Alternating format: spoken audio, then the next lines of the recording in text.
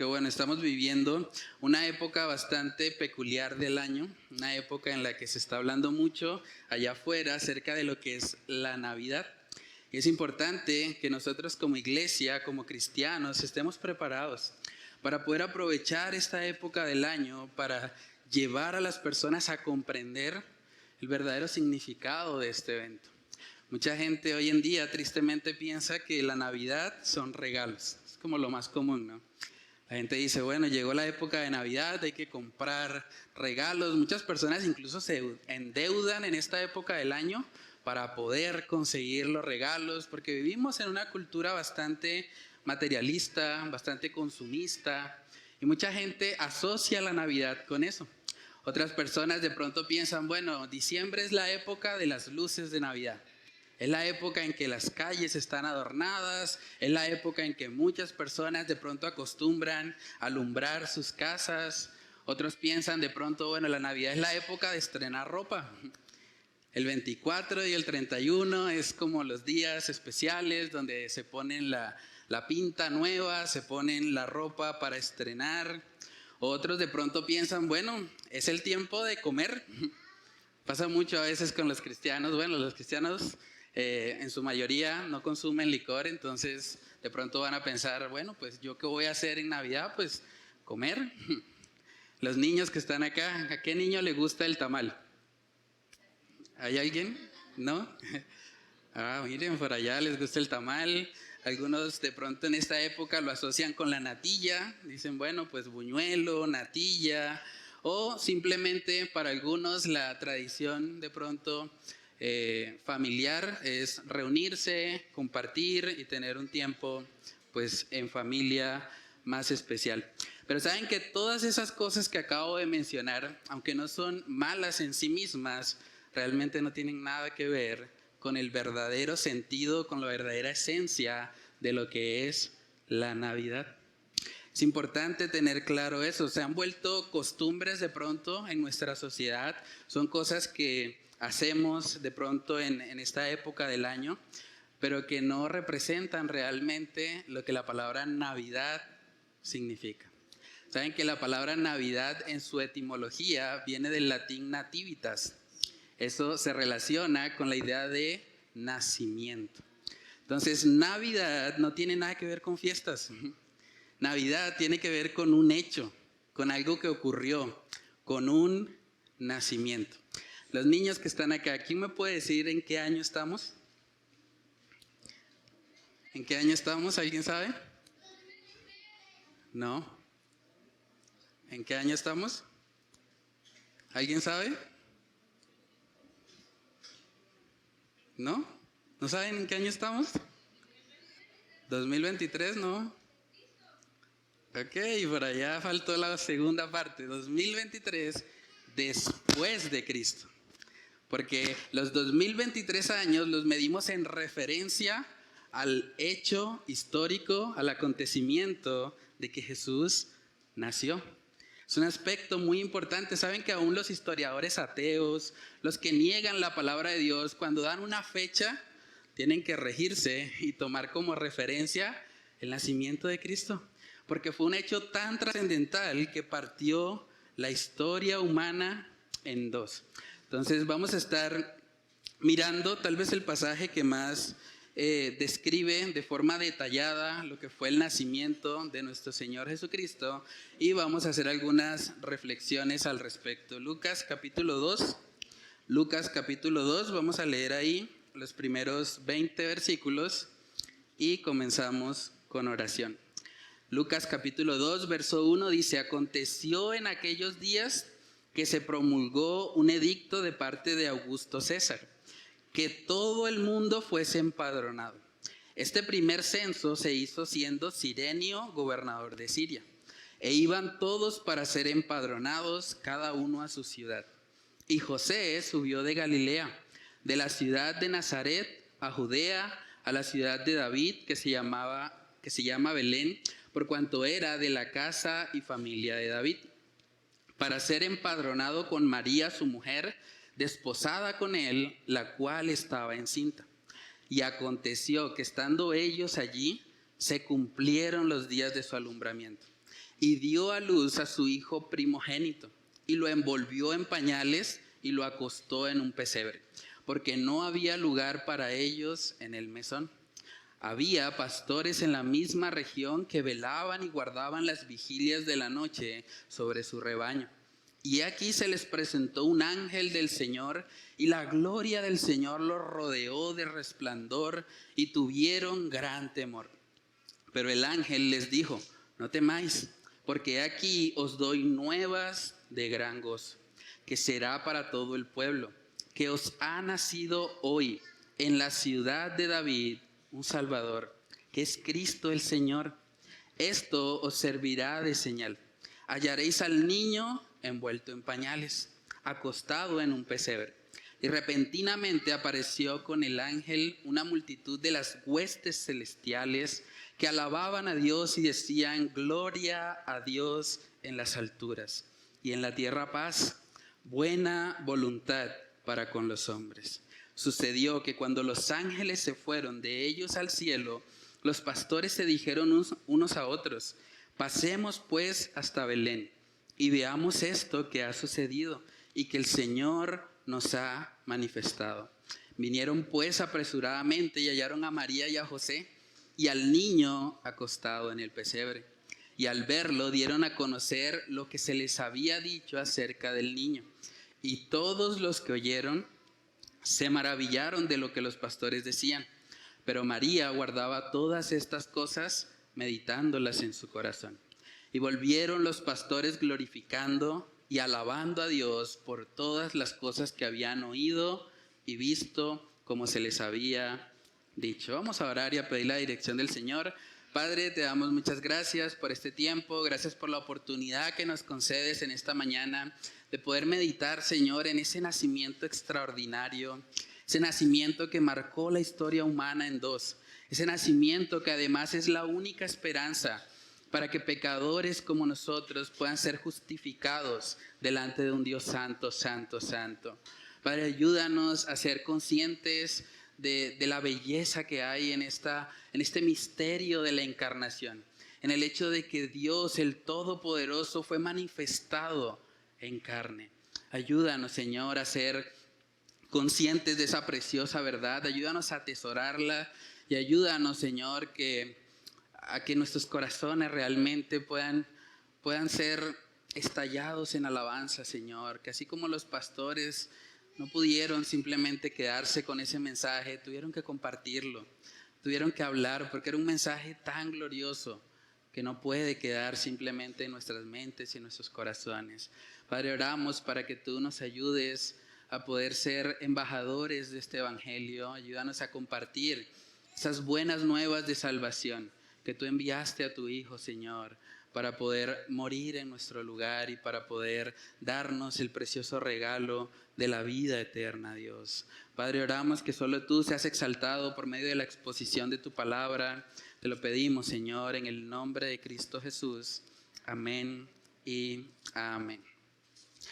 Bueno, hermanos, aquí en Lucas capítulo 2 podemos ver la narración tal vez más detallada. Lucas es el evangelista que es más minucioso, su profesión era médico, así que él tenía muy en cuenta los detalles y vemos que él empieza a describir este evento. Lo primero que podemos notar en esa lectura que hicimos fue que Jesús nació en condiciones muy humildes. Es el primer punto en esta mañana. Jesús nació en condiciones muy humildes. Realmente es impactante cuando pensamos en quién es Jesús, en que es la segunda persona de la Trinidad. Realmente es impactante el poder notar la forma como Él nació. Está diciendo ahí en Lucas capítulo 2, los primeros 5 versículos, dice: aconteció en aquellos días que se promulgó un edicto de parte de Augusto César que todo el mundo fuese empadronado. En otras palabras, mandó a hacer un censo. Y parte de la cultura en el Imperio Romano era que el censo se tenía que hacer en el lugar de nacimiento de la persona.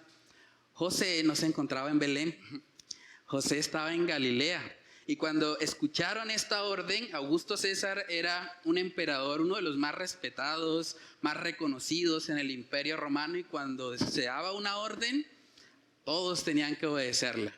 Él da esta orden de que todos fuesen empadronados. Y miren el detalle que coloca ahí Lucas. Dice, este primer censo se hizo siendo Cirenio gobernador de Siria. Está dando detalles históricos para dejar en claro de que él no está hablando de fábulas aquí. Él no está hablando de algo fantasioso. Él está hablando de algo real, de algo que se puede constatar en la historia. Dice en el verso 13, iban todos para ser empadronados, cada uno a su ciudad. Verso 4, y José subió de Galilea, de la ciudad de Nazaret a Judea, a la ciudad de David, que se llama Belén, por cuanto era de la casa y familia de David. Entonces, aquí podemos ver que esta familia se está desplazando para poder participar de un censo. Y eso es interesante, porque ahí dice también en el versículo 5, dice, para ser empadronado con María su mujer, desposada con él, la cual estaba encinta. Tratemos de imaginarnos eso. Una mujer encinta se va a desplazar, según el verso 4, de Galilea, de la ciudad de Nazaret, hasta Judea, a la ciudad de David. Ustedes pueden buscar un poco las distancias en internet y se van a dar cuenta de que la distancia aproximada que ellos recorrieron fue de 128 kilómetros. 128 kilómetros. Eso es más o menos la distancia de Bucaramanga a Barrancabermeja. Con una mujer encinta. O sea, imagínense la magnitud de lo que está ocurriendo. María está embarazada. Ellos no tenían carros, no podían decir, bueno, nos vamos, aquí cogemos la autopista derecho y llegamos allá a Belén para el censo, ¿no?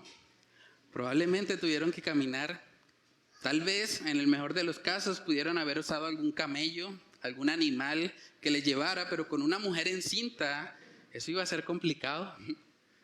Pero aquí vemos que Dios está permitiendo, de cierta manera, que ocurra todo esto porque el Señor sabía que era necesario que el Salvador naciera en Belén. Nótese que en el versículo 4, cuando se describe el movimiento que ellos hicieron, dice que subió. Y morfológicamente o geográficamente, las tierras eran así. Para ir de Galilea, de la ciudad de Nazaret, hasta Belén, había que subir. No solamente eran 128 kilómetros planos, eran 128 kilómetros de subida. Imagínense eso.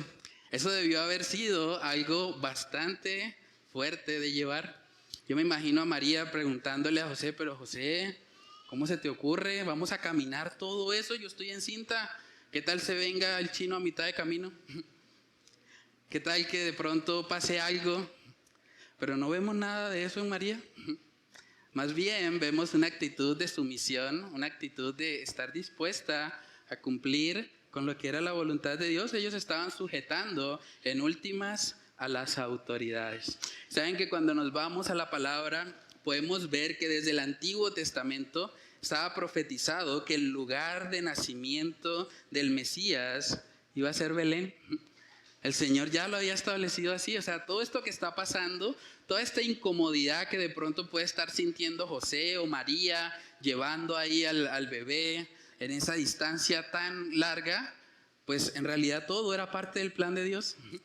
Dios en su soberanía estaba orquestando que se cumpliera la palabra que vemos en el libro de Miqueas. Miqueas capítulo 5, en el versículo 2.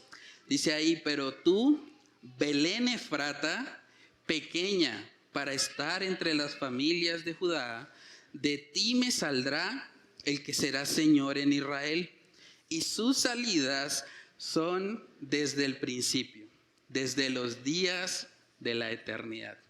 Aquí vemos también muy claramente en esta profecía que se está hablando acerca de la deidad de nuestro Señor Jesucristo. ¿Cómo así de que Él iba a nacer, pero era desde los días de la eternidad? Es una buena pregunta para hacerle a aquellos que dudan de la deidad de nuestro Señor. Porque lo que Miqueas está diciendo es que sus salidas son desde el principio, desde los días de la eternidad. O sea, el personaje que iba a nacer en Belén existía desde el principio. Era eterno. era parte de la Trinidad de Dios. Entonces es un aspecto muy importante. Pero hermanos, esto nos muestra esta historia que tenemos un Dios que orquesta todas las cosas para el cumplimiento de su palabra en nuestras vidas. Saben que el Salvador no nació en Grecia, que hubiese sido la cuna de la civilización en esa época, hubiese sido el lugar donde tal vez hubiese sido más respetado, al menos intelectualmente hablando. Tampoco nació en Roma. Roma era la capital del Imperio Romano. Era el lugar de más importancia en la época en la que Jesús nació, pero aún así no nació ahí. Ni siquiera nació en Jerusalén, que era en últimas la capital religiosa de Israel, ¿no? El Señor escogió un lugar que para muchos es insignificante. De hecho, Miqueas mismo está diciendo que Belén Efrata era pequeña para ser contada entre las familias de Judá. Según los comentaristas bíblicos, se estima que Belén tendría alrededor de 1,000 personas, su población total. ¿Saben cuántas personas hay aquí en nuestro barrio, San Alonso? Aproximadamente 6,000.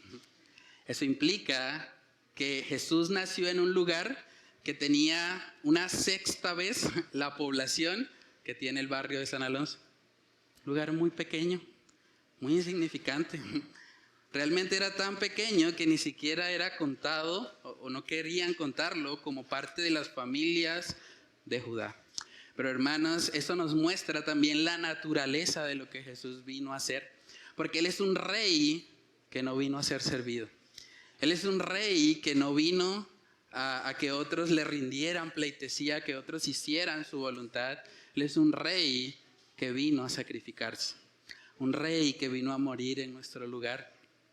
Dice un himno antiguo que me gusta mucho, hablando precisamente de lo pequeña que es Belén.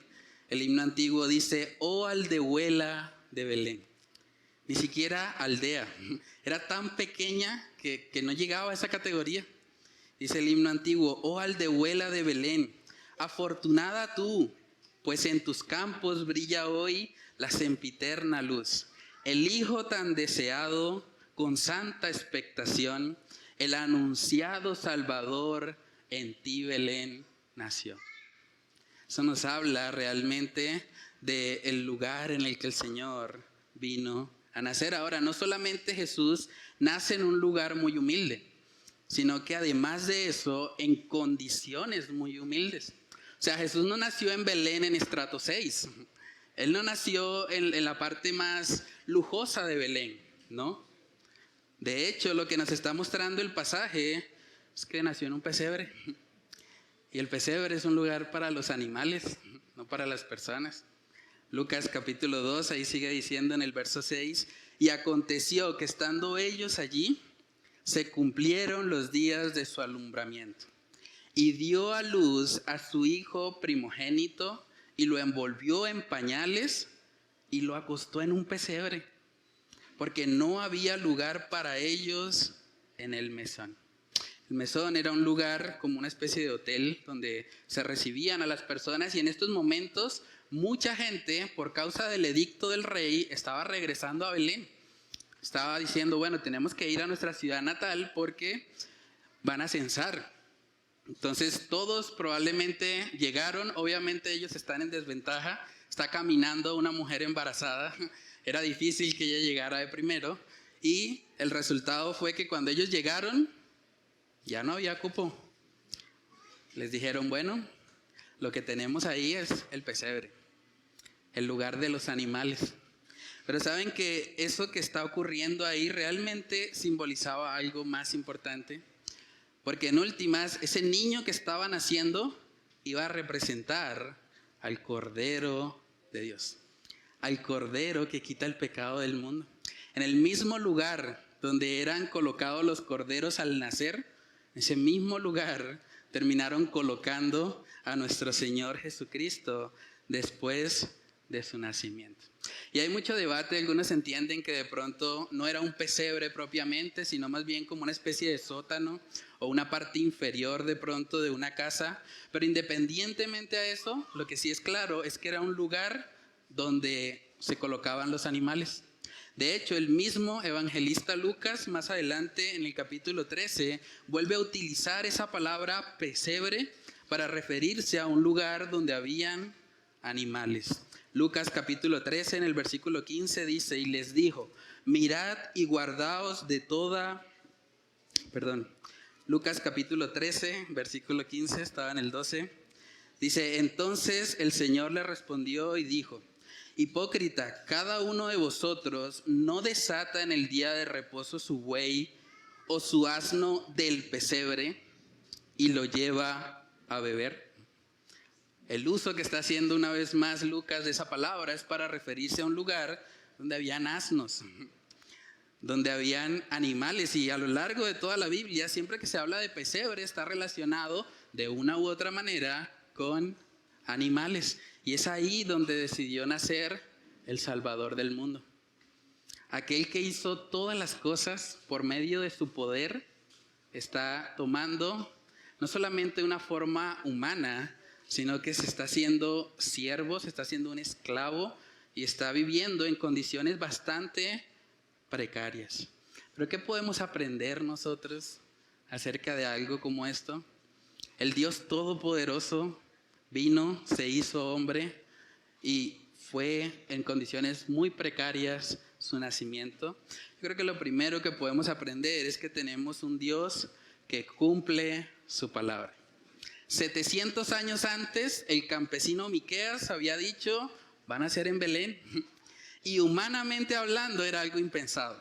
Yo creo que mucha gente tal vez se hubiese burlado de Miqueas. Miqueas, ¿cómo se te ocurre? Es el Salvador.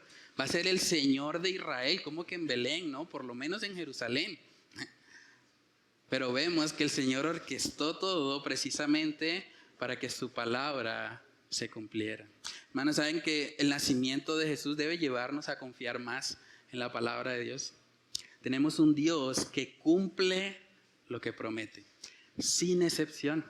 Vamos a hacer una pequeña ilustración. Voy a invitar a los niños, de pronto alguien mayor de 5 años puede venir, Esteban, Elías, Nati, ¿quién más? Bueno, alguien más que quiera participar.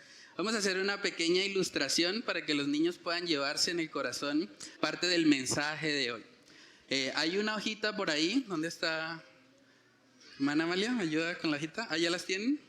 Bueno, ¿alguien más tiene la hojita de los niños? Bueno, hay unas preguntas ahí. ¿Me lo prestas un momento? Vamos a hacer una actividad para que podamos ver la magnitud de lo que significó el nacimiento de Cristo. Cada uno de los niños va a responder 4 preguntas. Primera pregunta, ¿cuándo creen que va a llover otra vez? Cada uno va a decir si cree que va a llover mañana, si cree que va a llover en una semana, en un mes o ya hasta el otro año. Cada uno coloca ahí una fecha. Pregunta número 2, ¿creen que será una lluvia fuerte o tal vez una llovizna? Tal vez algo más suave. Entonces cada uno coloca lo que cree que va a pasar. Pregunta número 3, ¿crees que se irá la luz con la lluvia? Van a responder si sí o si no. Y la 4 es, ¿crees que saldrá el arco iris después de la lluvia? Son 4 preguntas nada más que describen un fenómeno que ellos han estado viendo, ¿cierto? Vamos a ver si después de responder estas preguntas, ellos coinciden en lo que esperan que suceda en el futuro. ¿Ya lo hicieron? Háganlo en el puesto y ahorita en 5 minutos, bueno, los padres pueden ayudarme, los padres pueden escribirle las respuestas ahí a su hijo. Quiero que se puedan llevar en el corazón realmente la importancia de la palabra de Dios en nuestra vida. Porque saben, en esa ilustración que hice solamente coloqué 4 preguntas. Pero en la palabra de Dios hay más de 200 profecías acerca del nacimiento de nuestro Señor Jesucristo. Y cosas tan minuciosas y tan detalladas como que iba a entrar sentado en un pollino de asna. Cosas tan específicas como que iba a nacer en el lugar de Belén. Eso realmente nos muestra y nos habla de que tenemos un Dios que realmente cumple su palabra. ¿Saben que uno de los argumentos más fuertes por los cuales podemos confiar en la palabra de Dios, precisamente por su unidad. En la palabra de Dios vemos que escribieron reyes, sacerdotes, pastores, campesinos, algunos incluso eran de continentes diferentes y todos escribieron acerca de un mismo mensaje. Y es que el Salvador vendría al mundo y que el Salvador era la única esperanza para los pecadores. Entonces yo creo que la primera enseñanza que podemos extraer de este pasaje es que tenemos un Dios que cumple su palabra. Lo segundo también que podemos ver ahí, Dios usa las dificultades para cumplir sus propósitos eternos. La dificultad por la que tuvo que pasar José y María al desplazarse 128 kilómetros para ser censado fue una dificultad que Dios estaba encaminando para bien. Y lo mismo sucede en la vida de los creyentes. Dios usa situaciones incómodas en nuestra vida para llevarnos a cumplir con su voluntad. Romanos capítulo 8 en el versículo 28 dice ahí: y sabemos que a los que aman a Dios, todas las cosas les ayudan a bien. Esto es, a los que conforme a su propósito son llamados. Eso quiere decir que no importa lo difícil que sea la situación que estamos enfrentando, Dios, si somos sus hijos, Dios la va a encaminar para bien. No deberíamos dudar de la bondad de Dios. Tenemos que sacarnos, hermanos, esa idea de que Dios quiere darnos felicidad, tranquilidad, prosperidad en este mundo. Es una idea que ha hecho mucho daño. El evangelio de la prosperidad no hace más que apuntarle a la carne, hacer que las personas busquen lo que Dios puede dar en vez de buscar a Dios mismo como el dador de todas las cosas. Pero debemos tener claro, Dios utiliza las aflicciones. Dios prometió que vendrían aflicciones. Jesús dijo: en el mundo tendréis aflicción. Y la situación de José y María, yo creo que no fue para nada fácil. Yo recuerdo cuando mi esposa estaba a punto de dar a luz, y haberla puesto a caminar en ese contexto hubiese sido muy difícil, porque realmente están sintiendo contracciones y bueno, podemos ver que el Señor se glorificó, el Señor permitió que ella llegase hasta Belén, pero que naciera el Señor Jesucristo en un lugar bastante humilde. Eso nos muestra también lo que es la naturaleza del reino de Dios. Segunda de Corintios capítulo 8, en el versículo 9. Este es un texto también que muchos han sacado de su contexto, pero que realmente cuando lo estudiamos nos muestra el misterio de la encarnación. Segunda de Corintios 8, versículo 9 dice: porque ya conocéis la gracia de nuestro Señor Jesucristo, que por amor a vosotros se hizo pobre, siendo rico, para que vosotros con su pobreza fueseis enriquecidos. Muchos han tomado un pasaje como este para decir: si ve, Dios quiere hacernos ricos, Dios quiere darnos plata. Pero ¿de qué riqueza está hablando el pasaje? ¿En qué sentido Dios era rico? En que Él es el creador de todas las cosas. Él, siendo el omnipotente, vino al mundo, añadió humanidad a su ser, se hizo frágil, se despojó a sí mismo. En ese sentido, el Señor se hizo pobre. Pero Él se hizo pobre para que nosotros pudiésemos experimentar no riquezas materiales, sino más bien las riquezas celestiales, para que todo aquel que en Él cree pueda dejar a un lado su pobreza, su debilidad humana y recibir el regalo de la salvación, que es verdadera riqueza, que es riqueza espiritual. Esas son las bendiciones que el Señor derrama sobre la vida de sus hijos. Entonces, bueno, los niños que estaban haciendo las preguntas, ¿ya las terminaron? ¿Listo? Bueno, vamos a escuchar algunas respuestas. Vamos a ver qué tanto pudieron coincidir en lo que esperan que va a pasar en el futuro respecto a la lluvia. Entonces, por aquí veo que viene Elías. ¿Los demás terminaron? Bueno, Elías escribió: ¿cuándo crees que será el próximo día que va a llover? Él escribió: no sé. Muy sincero, no sé. Muestra. Vamos a ver, Esteban. Esteban, la pregunta, ¿cuándo crees que será el próximo día que va a llover? Él escribió, no se sabe. Bueno, tenemos dos respuestas. Vamos a ver. ¿Cuándo crees que será el próximo día que va a llover? Bueno, él escribió, no sé, hay dos respuestas que coinciden. Bueno, siguiente pregunta, ¿será una lluvia fuerte o una pequeña llovizna? Escribió, no se sabe. Y por acá escribió que fuerte. ¿De quién es esta? ¿De Alejandro? Y por acá, ¿será una lluvia fuerte o una pequeña llovizna? Bueno, no se sabe. Pregunta número 3, ¿crees que se irá la luz? Por acá dijeron no, por acá dijeron no se sabe y por acá dijeron tampoco sé. Y bueno, la pregunta 4, ¿crees que saldrá el arco iris después de la lluvia? Por acá dijeron que sí, por acá dijeron no se sabe y por acá dijeron puede ser. Entonces miren lo interesante del ejercicio. Ellos son 3 niños que están en la misma época, están en el mismo lugar, digámoslo así, están dentro de una congregación y a pesar de eso, sus respuestas fueron diferentes. Cuando hablamos de la Biblia, cuando hablamos de la palabra de Dios, hablamos de más de 40 autores que incluso muchos de ellos ni siquiera se conocieron. Moisés vivió en una época muy diferente a la época de Miqueas, a la época del profeta Isaías, pero a pesar de que nunca se conocieron, hablaron acerca de lo mismo. Hay una completa coherencia en su mensaje. Y la palabra y el nacimiento de Cristo es una evidencia clarísima de que el Señor cumple sus promesas. Imagínense 200 personas respondiendo estas preguntas y que todos coincidan en decir exactamente lo mismo con las mismas palabras y que todo eso se cumpla. Eso es lo que tenemos en la palabra de Dios. Así de confiable son las escrituras. Entonces, pueden llevarlos. Aquí está Alejo y Esteban. ¿Listo? Los padres pueden reforzar un poco más la ilustración desde casa, pero quiero que pensemos realmente en eso. O sea, si hay más de 200 profecías que se cumplieron en la persona de Jesús, ¿no deberíamos confiar en que todas las promesas que tiene la Escritura acerca de su segunda venida también se van a cumplir tal cual, al pie de la letra, sin que falte nada?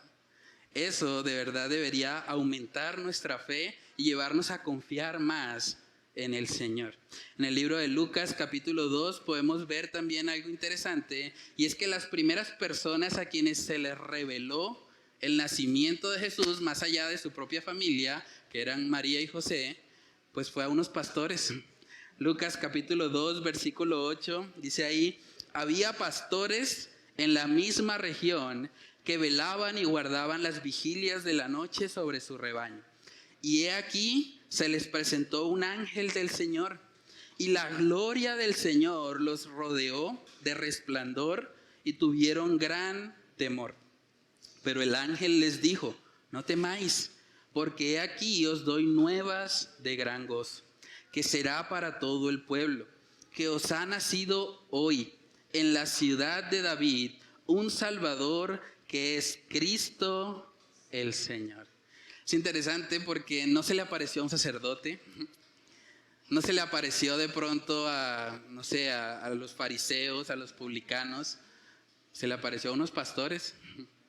Y saben que en la época los pastores eran profundamente menospreciados en Israel. Aquí estamos hablando de pastores de 4 patas, ¿no? Pastores de ovejas, de animales. Y eran profundamente menospreciados. Porque un pastor, por el mismo bagaje de su oficio, difícilmente podía mantenerse puro ritualmente. Entonces el pueblo de Israel decía, no, esos pastores son unos inmundos. Ellos nunca realmente están purificados para ser dignos delante de Dios. O sea, espiritualmente, digámoslo así, los pastores eran considerados como de segunda categoría.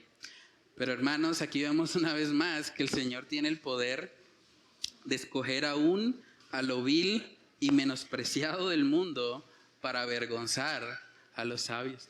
No sabemos lo que Dios puede hacer a través de un trabajo común y corriente, como era tal vez el trabajo de un pastor en esa época, Y simplemente ellos, haciendo lo que debían hacer, recibieron una revelación de parte de Dios. Primera de Corintios capítulo 1. Primera de Corintios capítulo 1. Dice ahí la palabra en el verso 26. Primera de Corintios 1:26 dice: pues mirad, hermanos, vuestra vocación, que no sois muchos sabios según la carne, ni muchos poderosos, ni muchos nobles, sino que lo necio del mundo escogió Dios para avergonzar a los sabios, y lo débil del mundo escogió Dios para avergonzar a lo fuerte. Y lo vil del mundo y lo menospreciado escogió Dios, y lo que no es, para deshacer lo que es, a fin de que nadie se jacte en su presencia. El Señor escoge lo vil y menospreciado para borrar todo orgullo humano, para que nadie se pueda jactar. Y Él decidió revelarle su nacimiento primeramente a un grupo de pastores, a gente que espiritualmente era considerada de baja categoría. Pero fue a ellos a quienes el Señor le plació revelarles esa verdad. Saben que eso también nos muestra algo por lo que también sabemos que la Biblia es la palabra de Dios, lo que los historiadores llaman el testimonio vergonzoso. El testimonio vergonzoso es cuando el autor de un libro no intenta exaltar al protagonista o no intenta agradar a la persona que va a leer el libro. O sea, si Lucas hubiese querido agradar a sus lectores, hubiese dicho: no, y esto en el templo de Jerusalén, el Señor se le apareció a un grupo de ancianos que estaban orando, y ahí fue donde hubo la revelación de que vendría el Mesías. Pero no hizo eso. Es una descripción cruda y real, y utilizó a personas que para los judíos hubiesen sido de baja categoría para mostrar precisamente que el Señor se glorifica en usar aún lo que los seres humanos desprecian, lo que los seres humanos desechan. Si Lucas hubiese inventado esta historia, yo creo que la última persona que hubiese colocado como testigo eran los pastores. Hubiese preferido colocar a cualquier otra persona porque los pastores tenían muy mala reputación en ese contexto. Pero hermanos, lo siguiente que vemos ahí es que estos pastores están en una vigilia.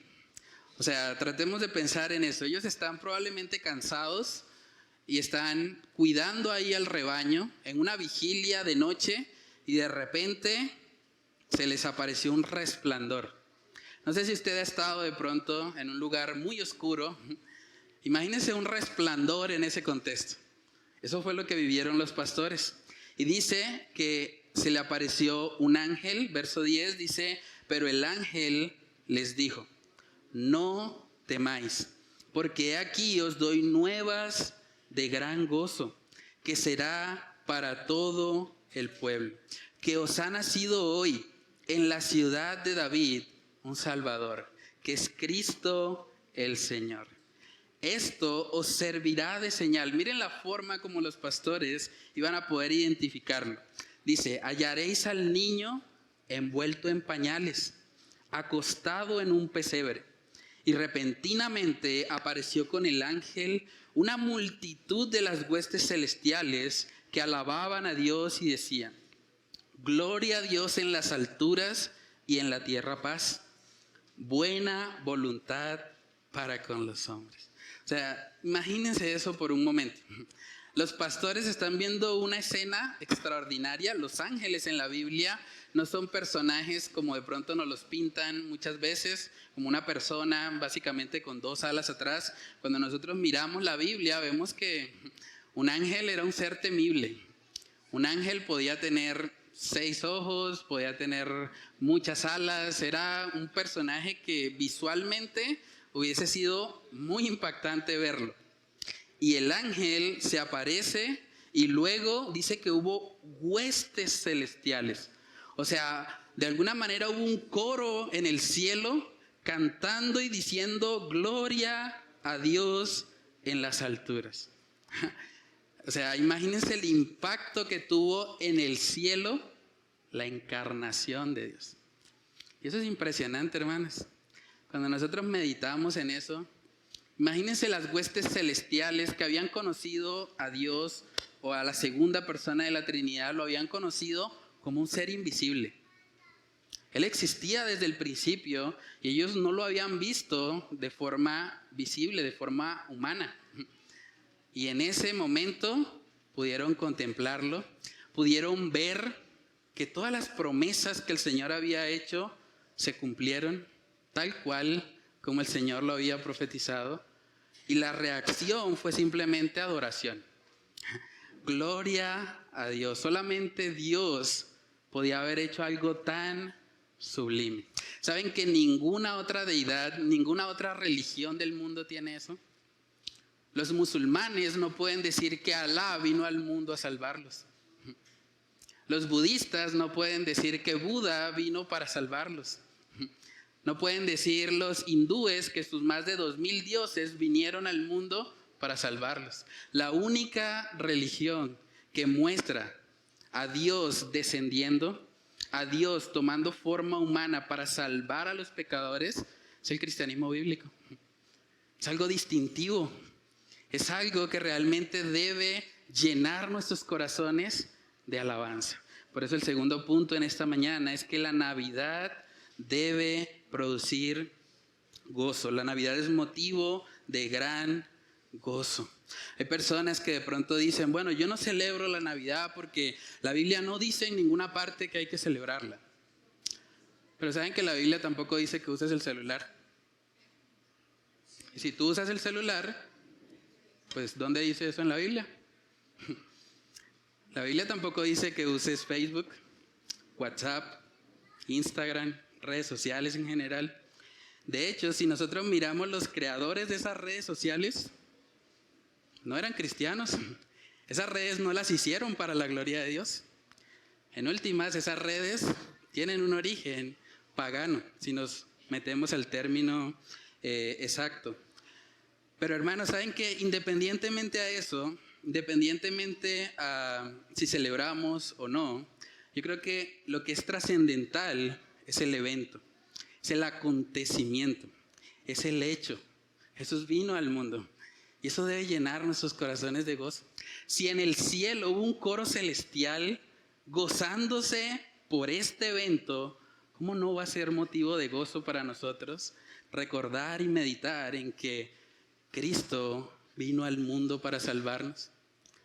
¿Saben qué es interesante? Porque hasta Jesús mismo dice la palabra que estuvo en una fiesta que no fue ordenada. O sea, Jesús estuvo en una fiesta que se llamaba la fiesta de la dedicación. Y en esa fiesta, o esa fiesta no era parte como tal del Pentateuco, no era parte del Antiguo Testamento, pero Jesús estuvo ahí. ¿Por qué? Porque no había nada de malo en la fiesta. Obviamente Jesús no cometió pecado dentro de esa fiesta y a pesar de que no estaba instituida en el Antiguo Testamento, el Señor pudo estar ahí. Juan capítulo 10, versículo 22, dice ahí, celebrábase en Jerusalén la fiesta de la dedicación. Ustedes pueden buscar en todo el Antiguo Testamento, nunca van a encontrar una fiesta de dedicación instituida por Dios. Pero aún así ahí estaba el Señor. Dice, era invierno y Jesús andaba en el templo por el pórtico de Salomón. Entonces, no siempre vamos a tener un versículo explícito que nos diga, puedes hacer esto o puedes no hacer esto. Pero lo que sí vamos a tener claramente en la palabra son principios bíblicos. Y un principio bíblico clarísimo para poder gozarnos con la idea de la Navidad es ese coro celestial. Ellos estaban gozosos, ellos estaban cantando realmente al poder ver que el Señor Jesús nació, que el Dios invisible se había hecho visible. Y eso es algo que debería seguir asombrándonos hoy. Saben que la encarnación de Dios es una doctrina fundamental. Usted puede estar en contra a la forma como algunos celebran la Navidad, pero usted no puede estar en contra a la verdadera Navidad, porque la Navidad en sí misma es la encarnación del Hijo de Dios. Primera de Juan capítulo 4 habla acerca de esto. Primera de Juan capítulo 4 versículos del 1 al 3 dice, amados, no creáis a todo espíritu, sino probad los espíritus si son de Dios, porque muchos falsos profetas han salido por el mundo. En esto conoced el Espíritu de Dios, oígase bien, todo espíritu que confiesa que Jesucristo ha venido en carne es de Dios. Eso es la Navidad, que Dios ha venido en carne. Verso 3, y todo espíritu que no confiesa que Jesucristo ha venido en carne, pues no es de Dios. Y ese es el espíritu del anticristo, el cual vosotros habéis oído que viene y que ahora ya está en el mundo. Entonces, la encarnación de Dios es una doctrina fundamental y es algo que debería llenar de gozo nuestros corazones. Así como en el coro celestial se llenaron de gozo, así como vamos a ver que los pastores también se llenaron de gozo y alababan al Señor al meditar en esa gloriosa verdad. ¿Saben que el primer villancico se cantó en el cielo? El primer villancico, el primer canto haciendo memoria del nacimiento de Jesús, se cantó en el cielo. Huestes celestiales estaban cantando y diciendo: gloria a Dios en las alturas. Gloria a Dios en las alturas. Y en la tierra paz a los hombres. Colosenses capítulo 1 nos habla también acerca de esto. Colosenses 1 versículo 15, dice ahí la palabra hablando de Jesús. Él es la imagen del Dios invisible, el primogénito de toda creación. Porque en Él, hablando de Jesús, fueron creadas todas las cosas, las que hay en los cielos y las que hay en la tierra, visibles e invisibles. Sean tronos, sean dominios, sean principados, sean potestades, todo fue creado por medio de Él y para Él. Él es la imagen del Dios invisible. Imagínense eso. Los ángeles que habían conocido al Señor como un ser espiritual, ahora lo podían ver. El que era invisible para ellos, ahora lo podían observar. Eso fue algo que debió haber impactado mucho sus vidas. Yo creo que cuando hablamos de la Navidad deberíamos meditar más en eso. Muchas veces limitamos la Navidad a ver a Jesús en el pesebre, pero no meditamos en que Él es Dios encarnado. Era la única forma en que podía salvarnos. Tenía que venir el Todopoderoso, el Eterno, tenía que entrar en el tiempo. El Todopoderoso, el Omnipotente, tenía que venir y tomar una forma frágil, una forma humana. Primera de Timoteo capítulo 3 también habla acerca de ese misterio que yo creo que debería ser algo en lo que meditemos realmente, no solo en esta época del año, en cada oportunidad que tengamos, en todo tiempo. Primera de Timoteo capítulo 3 verso 16 dice: e indiscutiblemente grande es el misterio de la piedad. Dios fue manifestado en carne, justificado en el Espíritu, visto de los ángeles, predicado a los gentiles, creído en el mundo, recibido arriba en gloria. Imagínense, el Dios Todopoderoso tomando una forma humana. Y es interesante porque en la encarnación de Jesús, Él nunca perdió sus atributos divinos. Dios es 100% Dios, o Jesús es 100% Dios y 100% hombre. Él decidió voluntariamente no hacer uso de sus atributos divinos, a excepción de una que otra oportunidad donde lo hizo para servir a su prójimo. Pero Él es el omnipotente. Él podía haber hecho lo que quisiera. Él podía, después del primer dolor terrenal, podía haber abortado la misión y tenía el poder para hacerlo. Pero aún así, Él perseveró hasta el fin porque tenía un propósito. Ese niño que vino hace 2023 años, realmente vino con un objetivo, como decía nuestro hermano Yesid al comienzo del servicio. El niño vino para morir. Vino para poder salvar a pecadores. Era su propósito, era su objetivo principal. Lucas capítulo 2, versículos del 10 al 11 dice ahí: pero el ángel les dijo: no temáis, porque aquí os doy nuevas de gran gozo. La palabra en el original ahí es evangelium. Están predicándole el evangelio, le están diciendo, te estoy dando una buena nueva de gran gozo que será para todo el pueblo, que os ha nacido hoy en la ciudad de David un Salvador, que es Cristo el Señor. Y hay algo gramatical que de pronto podemos perder en la traducción al español. Nótese que ahí no dice que nos dieron un niño. Lucas capítulo 2, en el versículo 10 dice, he aquí os doy nuevas de gran gozo, verso 11, que os ha nacido hoy.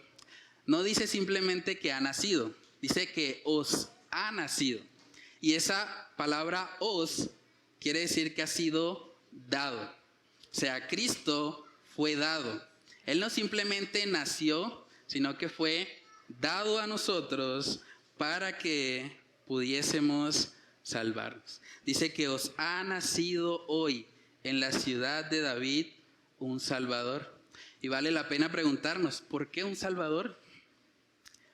¿Por qué Dios no simplemente envió un motivador? Alguien que nos animara a cumplir nuestros sueños, a alcanzar nuestras metas. ¿O por qué no envió de pronto a un terapeuta con tantos problemas, tantas dificultades? De pronto un terapeuta, un psicólogo, tal vez nos hubiese ayudado, nos hubiese consolado un poco más. ¿O por qué no envió un médico? Hubiese podido enviar a un médico que nos curara de todas las enfermedades, pero no. Lo que envió Dios, el niño que nos ha nacido, era un Salvador. La necesidad principal de esta humanidad caída es la salvación. No hay nada más importante que eso. De nada sirve tener buena salud física si al final terminas en el infierno. De nada sirve que tú tengas una muy buena salud mental o que tú cumplas todas tus metas personales si al final terminas toda una eternidad apartada del Señor. Por eso lo que necesitábamos era un Salvador. El niño que nos ha nacido vino para salvarnos. Ese fue su propósito. Romanos capítulo 3, en el versículo 23, podemos ver la razón por la cual era necesario un Salvador. Romanos 3:23 dice, por cuanto todos pecaron y están destituidos de la gloria de Dios. Tú y yo hemos pecado y por lo tanto no merecemos la gloria de Dios. La única forma de que tú y yo podamos salvarnos es que alguien nos rescate. Es que alguien venga y ocupa nuestro lugar. Por eso necesitábamos un Salvador, no un animador, no un terapeuta, no un psicólogo, no un buen médico. Necesitábamos a alguien que nos salvara, porque estábamos muertos, dice la palabra, en nuestros delitos y pecados. Esa es la mayor necesidad del ser humano y ese es el mayor regalo de la Navidad. Los niños que están aquí, ¿saben que más importante que los regalos que puedan colocarles a ustedes debajo del árbol, más importante que eso es el regalo de la salvación? Es el regalo de lo que Cristo vino a hacer. Eso es más valioso que cualquier cosa terrenal. Y eso trae gloria a Dios. Por eso los ángeles cantaron, las huestes celestiales, lo primero que dijeron al ver la encarnación del Verbo fue gloria a Dios. Gloria a Dios porque Él ha provisto lo necesario para salvar a pecadores indignos como nosotros. Romanos capítulo 5, versículo 1 dice, justificados pues por la fe, tenemos paz para con Dios por medio de nuestro Señor Jesucristo. En el villancico celestial se dijeron dos cosas. Gloria a Dios en las alturas y en la tierra paz.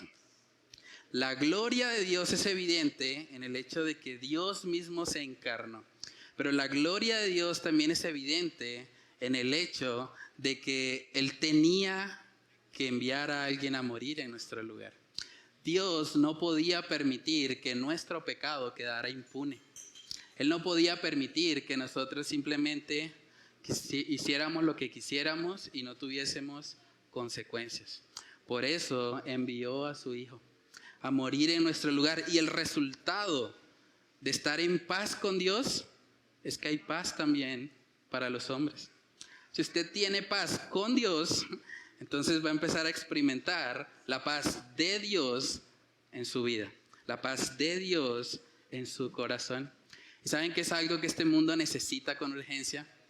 Este mundo trata de conseguir paz en las adicciones, trata de conseguir paz en un buen empleo, trata de conseguir paz en unas buenas vacaciones. Y la gente cree que apuntándole a esas cosas va a tener paz, pero la realidad es que no. No se puede vivir verdadera paz si no estás primeramente en paz con Dios. Es imposible. Si tú no estás en paz con Dios, te puedes ir a unas vacaciones a las Bahamas, a República Dominicana, a donde quieras, al lugar más paradisíaco del mundo, que allá donde vayas no vas a tener paz. Porque la verdadera paz, la paz que sobrepasa todo entendimiento, solamente viene de una correcta relación con Dios. Tú necesitas a Dios para tener verdadera paz. Ningún antidepresivo te va a dar paz. Ninguna práctica de yoga, ninguna meditación, ningún tipo de aislamiento que hagas te va a traer paz. Solo el Señor. Él es el Dios de paz, dice en Romanos capítulo 15. Y me encanta ese pasaje porque nos muestra ambos propósitos de la encarnación del Señor. Romanos capítulo 15 en el versículo 13 dice: y el Dios de esperanza, hablando de quién es Él, os llene de todo gozo y paz en el creer. Tenemos paz al creer, para que abundéis en esperanza por el poder del Espíritu Santo. El mensaje de la encarnación es que Dios ha enviado a su Hijo para salvar a pecadores y llevarse Él toda la gloria. Para que toda jactancia, como dicen Romanos, quede excluida, y para que nosotros, quienes realmente no merecíamos la salvación, pudiésemos acercarnos al Señor solo por gracia. Eso es un mensaje glorioso, hermanos. Y es un mensaje que simplemente no podemos dejar para nosotros mismos. Es un mensaje que no podemos callar. El punto número 3 en esta mañana es que este es un mensaje que no se puede callar. Esto no se puede quedar simplemente para nosotros. Cuando los pastores recibieron esta revelación celestial, cuando ellos escucharon este mensaje, el propósito para el cual el Señor vino al mundo, lo que hicieron fue ir, comprobar primeramente que era así, siguieron la señal que le dieron los ángeles, pero luego empezaron a hablar, empezaron a compartir. Ellos no se podían quedar con eso. Lucas capítulo 2 en el versículo 15 dice: sucedió que cuando los ángeles se fueron de ellos al cielo, los pastores se dijeron unos a otros: pasemos pues hasta Belén y veamos esto que ha sucedido y que el Señor nos ha manifestado. Vinieron pues apresuradamente y hallaron a María y a José y al niño acostado en el pesebre. Y al verlo, dieron a conocer lo que se les había dicho acerca del niño. Y todos los que oyeron se maravillaron de lo que los pastores les decían. Pero María guardaba todas estas cosas, meditándolas en su corazón. Y volvieron los pastores, miren lo que hicieron, glorificando y alabando a Dios por todas las cosas que habían oído y visto, como se les había dicho. La reacción de los pastores fue: bueno, vamos a ver, vamos a ir al pesebre como me anunciaron los ángeles, pero vamos a compartir esto. O sea, ellos no pudieron quedarse callados. Es una revelación tan grande que simplemente no se puede callar. Saben que un problema que a veces tenemos, sobre todo en las congregaciones bíblicas, las congregaciones de sana doctrina, es que estamos aprendiendo mucha información. Estamos aprendiendo mucho, haciendo predicación expositiva, y tenemos cerebros relativamente grandes, sabemos muchas cosas, podemos resolver probablemente un muy buen test de teología, pero en la práctica muchas veces no coincide la cantidad de información que tenemos con aquello que realmente estamos viviendo. Y lo digo como autocrítica. porque me pasa a mí también. Y a veces pensamos, bueno, pues, el sermón estuvo muy bueno, aprendí muchísimo, qué bendición esa palabra. Pero luego vivimos la semana como impíos. Vivimos la semana como el mundo la vive. ¿Y qué sentido tiene adquirir mucha información si eso no se está convirtiendo en una transformación para mi vida? Hermanos, tenemos que pedirle al Señor que Él nos ayude a no ser solamente oidores de su palabra, sino hacedores de ella. La Biblia dice que al que mucho se le da, mucho se le pedirá. Y mucha gente dice, yo quiero estar en una iglesia bíblica, yo quiero una iglesia donde los pastores cumplan todos los requisitos bíblicos y el liderazgo sea totalmente bíblico. Sí, pero ¿qué tan bíblico eres tú? ¿Qué tan bíblico es tu membresía, por ejemplo? ¿Estás haciendo lo que Dios demanda de un miembro? Esas son las cosas que debemos realmente meditar y pedirle al Señor que Él nos ayude. Más que tener mentes llenas de información, necesitamos poder llevar la información a la práctica. Necesitamos poder aplicar lo que el Señor demanda que hagamos. Saben que hoy como iglesia tenemos una oportunidad hermosa. Gracias a Dios por eso. Tenemos la oportunidad de ir a la fundación, al hogar geriátrico Fundeluz. Son aproximadamente 220 adultos mayores que necesitan el evangelio que nosotros predicamos aquí cada domingo. Necesitan que alguien vaya y les hable, porque muchos están solos, están abandonados y van a pasar una Navidad muy triste. Y más que ir simplemente a darles un consuelo emocional, vamos a darle lo que es la mayor necesidad de sus almas. Es el evangelio de salvación. Vamos a hablarles acerca de que la Navidad no tiene nada que ver con lo que el mundo habitualmente hace en esta época del año. La Navidad tiene que ver con que Dios se encarnó. Dios vino al mundo a morir en nuestro lugar para que todo aquel que en Él cree no se pierda, sino que tenga vida eterna. Ese es el llamado de Dios para la iglesia. No es simplemente venir aquí cada domingo, calentar una silla, recibir mucha información y luego irme y ya. Eso no es el llamado de Dios para la iglesia. Dios quiere que la iglesia sea activa, que la iglesia se mueva en compasión, que la iglesia esté sirviendo a la sociedad, a los vulnerables, a aquellos que necesitan el mensaje de salvación. Segunda de Corintios capítulo 5, ahí vemos parte del propósito también de la venida del Señor. Segunda de Corintios 5, verso 17 dice, de modo que si alguno está en Cristo, nueva criatura es. Las cosas viejas pasaron, he aquí todas son hechas nuevas. Y todo esto proviene de Dios, quien nos reconcilió consigo mismo por Cristo y nos dio, oígase bien, nos dio el ministerio de la reconciliación. Que Dios estaba en Cristo reconciliando consigo al mundo, no tomándoles en cuenta a los hombres sus pecados, y nos encargó a nosotros la palabra de la reconciliación. Así que somos embajadores en nombre de Cristo, como si Dios rogase por medio de nosotros. Os rogamos en nombre de Cristo, reconciliaos con Dios. ¿Cuándo fue la última vez que tú le rogaste a alguien que se reconcilie con Dios? ¿Cuándo fue la última vez que tú le dijiste arrepiéntete de tus pecados? La ira viene. El Señor hizo provisión en Cristo. Ven a Él. ¿Cuándo fue la última vez que hiciste eso? ¿O simplemente te estás llenando de información? ¿Simplemente estás aprendiendo cada vez más cosas que no estás viviendo? Es importante, hermanos, que le pidamos al Señor que Él nos ayude.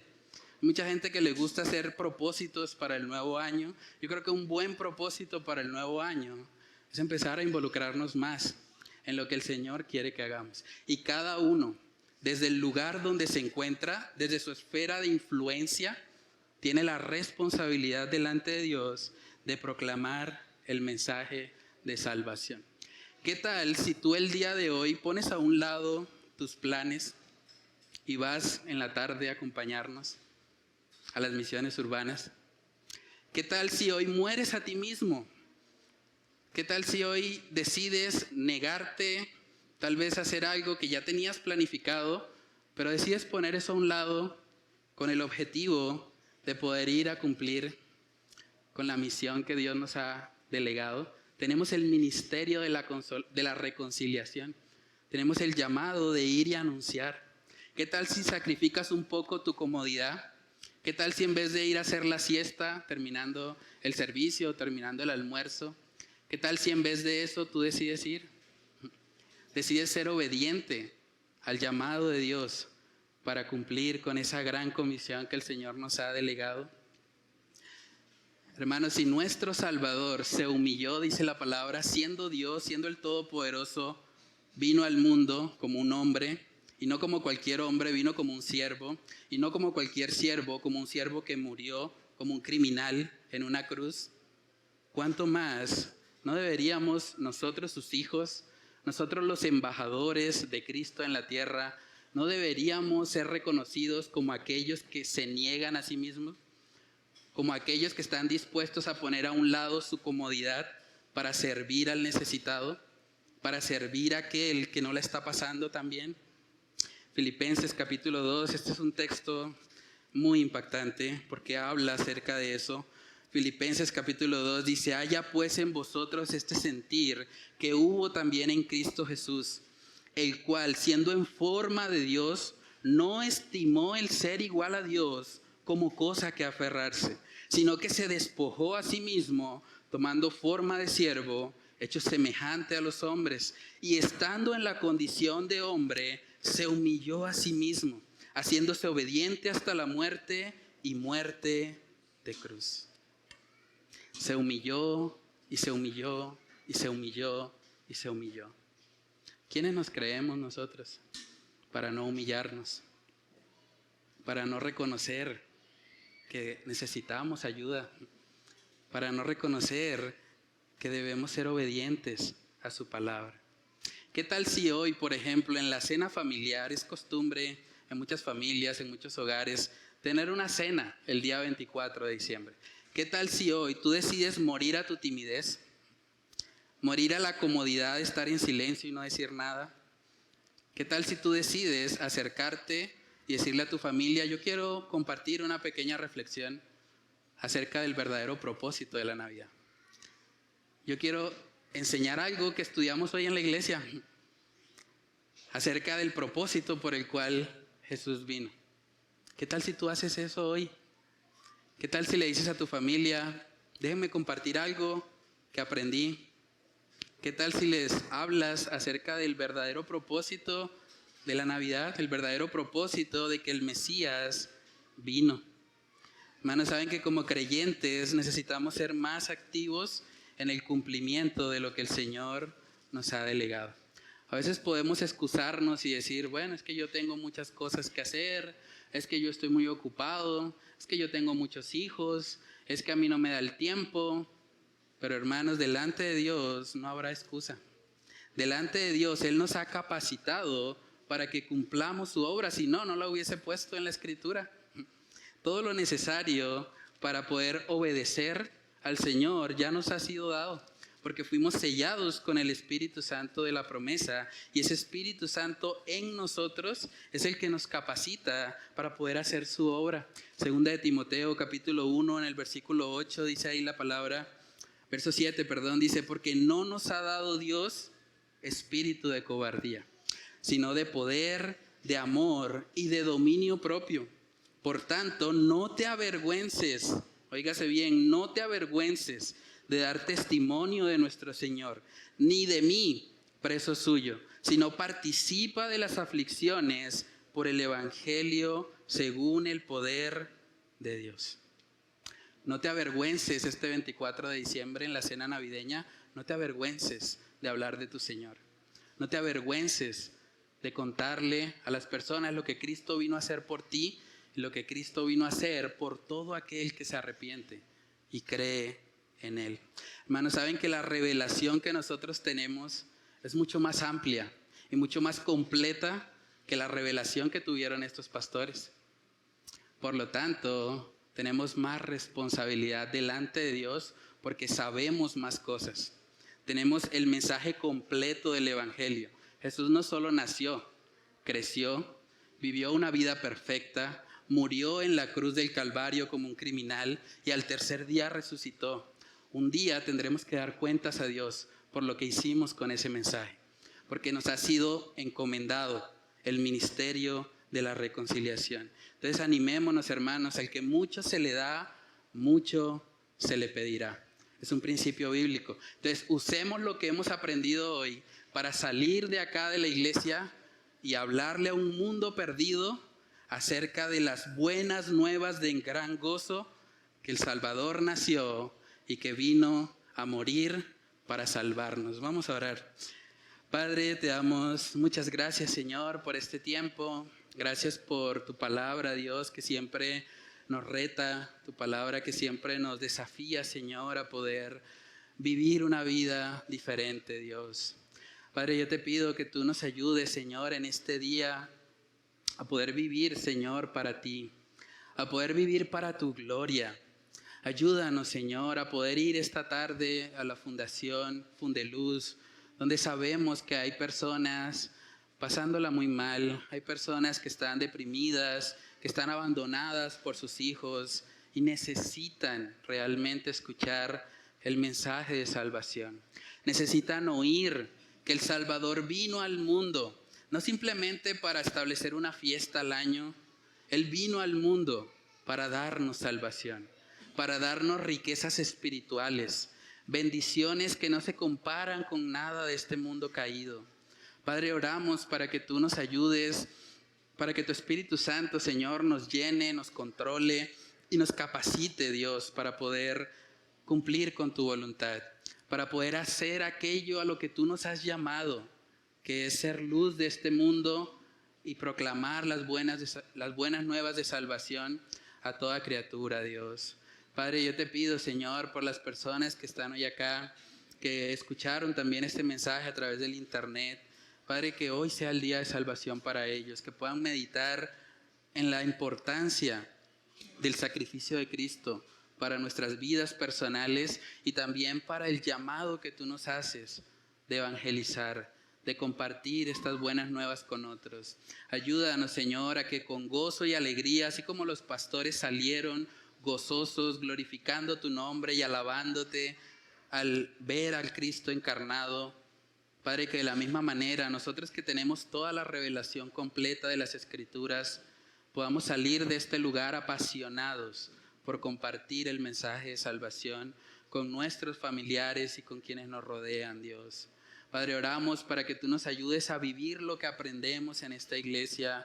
Ayúdanos a no ser simplemente oidores de tu palabra, sino también hacedores de ella, y que por medio de tu Espíritu Santo, Señor, podamos vivir una vida que te honre y que te exalte solo a ti, Señor.